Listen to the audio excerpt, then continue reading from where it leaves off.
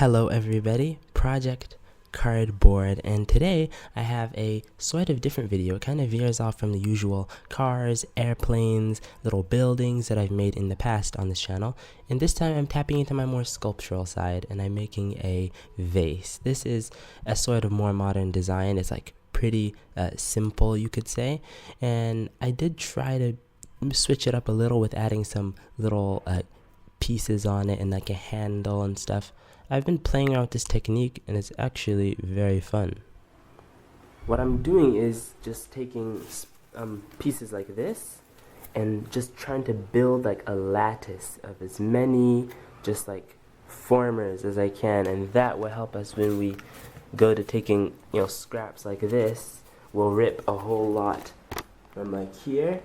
We'll rip a lot of that and just start putting it, and it'll build like a nice kind of, you know, covering on that. But yep, that's basically what it is.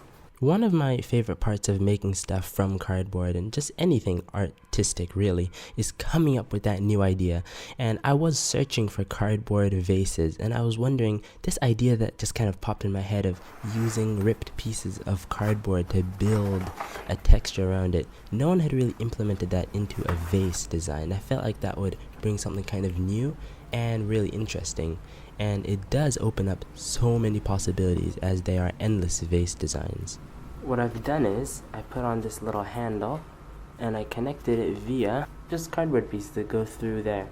And for more detail, I have these, and I don't know where I'm gonna put them. Maybe here, maybe over there, something just to kind of break the profile and give it a more interesting. I made this lid. It's really unique, I guess. I just came up with it on the fly, and I kind of like it, as when it goes on, it gives it a really unique sort of look, and it makes you wonder, what is this pot even for? And I really like that. And that is pretty much it for this video. This is really a short video. These images, I took them using a very slow shutter speed, and I kind of painted it with a flashlight that I had, and it really, the images really came out. So thank you so much. I hope you enjoyed this video. I hope you try this yourself. I'm actually going to post a detailed how-to in Instructable, so it's like a really nice website. You can see how to make stuff. By the time you watch this video, I would have posted that, so definitely take a look at that if you're interested in making one of these.